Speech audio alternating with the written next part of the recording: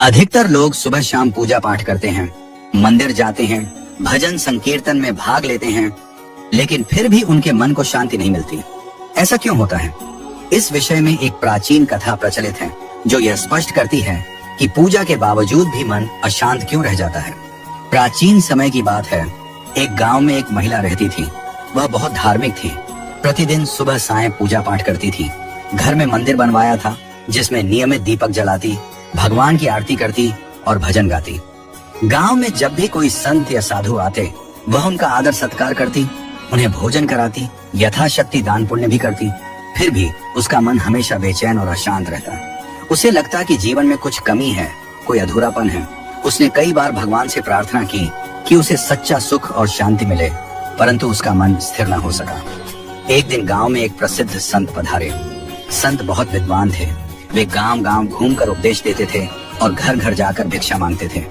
जब संत उस महिला के घर भिक्षा मांगने आए तो महिला ने उन्हें आदर पूर्वक अन्नदान दिया और बड़ी विनम्रता से प्रश्न किया, महाराज, मैं प्रतिदिन पूजा करती हूँ, नियम पूर्वक व्रत उपवास करती हूँ, साधु संतों की सेवा करती हूँ, फिर भी मेरे मन को शांति क्यों नहीं मिलती? कृपया मेरे दुख का कारण बताइए।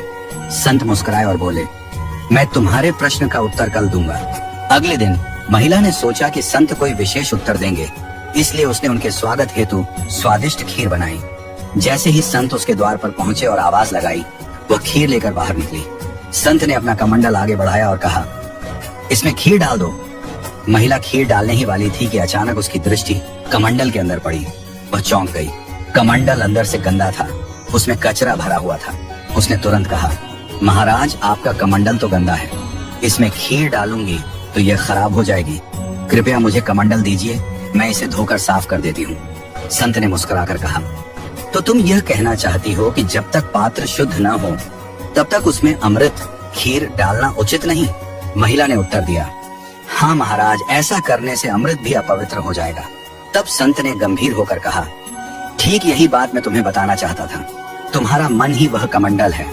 जब तक मन में काम, क्रोध, लोभ, मोह, ईर्ष्या, द्वेष और बुरे विचारों की गंदगी भरी होगी, तब तक उसमें ज्ञान, भक्ति और शांति कैसे टिक सकती है? जब मन का पात्र अशुद्ध है, तब कोई भी उपदेश, कोई भी पूजा, कोई भी भजन उसका सही फल नहीं दे सकता। मन रूपी पात्र को पहले शुद्ध और निर्मल बनाओ।